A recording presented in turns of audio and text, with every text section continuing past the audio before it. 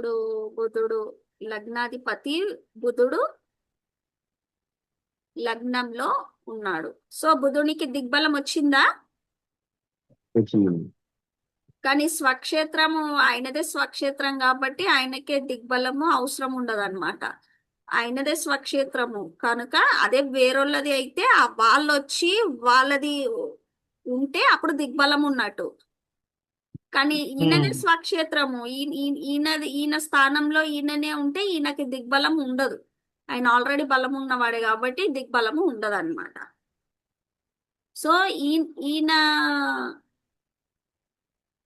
మళ్ళీ దిగ్బలం ఎవరికి ఉంది చెప్పండి?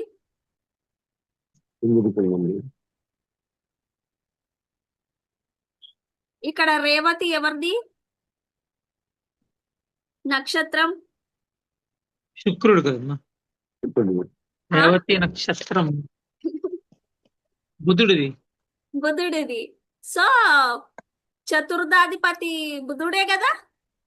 చతుర్థాధిపతి నక్షత్రంలో శుక్రుడు ఉన్నాడు కదా.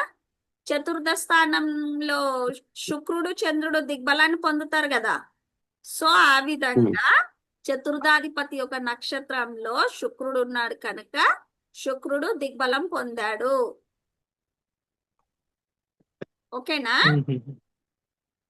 ఆ విధంగా మనం నేర్చుకోవాలా. నెక్స్ట్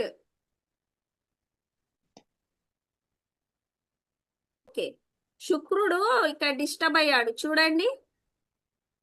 రాహువు జ్యేష్ఠలో ఉన్నాడు అంటే బుధ నక్షత్రంలో ఉన్నాడు.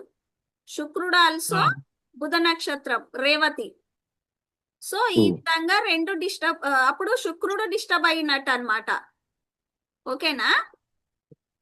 అంటే ఎప్పుడైతే రాహు గాని కేతు గాని ఎవరైనా నక్షత్రంలో ఉంటే వాళ్ళు కూడా సేమ్ నక్షత్రం ఫాలో అయితే అప్పుడు రాహు డిస్టర్బ్ అయినట్టు కాదు, ఇక్కడ శుక్రుడు డిస్టర్బ్ అయినట్టు. ఓకేనా? ఆపోజిట్ గ్రహం డిస్టర్బ్ అయినట్టు అన్నమాట.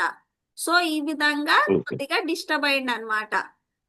దిగ్బలం పొందినా కూడా అంటే సగము మంచి జరుగుతుంది, సగం చెడు జరుగుతుంది. ఆ విధంగా ఆ భావాలలో చంద్రుడు ఉత్తర ఫాల్గుని, సూర్యుడు ఇక్కడ చూసినట్లయితే చూడండి, ఇక్కడ చంద్రుడు ఉత్తర ఫాల్గుని అంటే రవి నక్షత్రంలో ఉన్నాడు. అలాగే రవి చూడండి రోహిణి నక్షత్రంలో ఉన్నాడు. అవునా? సో ఈ విధంగా పరివర్తనం, నక్షత్ర పరివర్తనం జరిగితే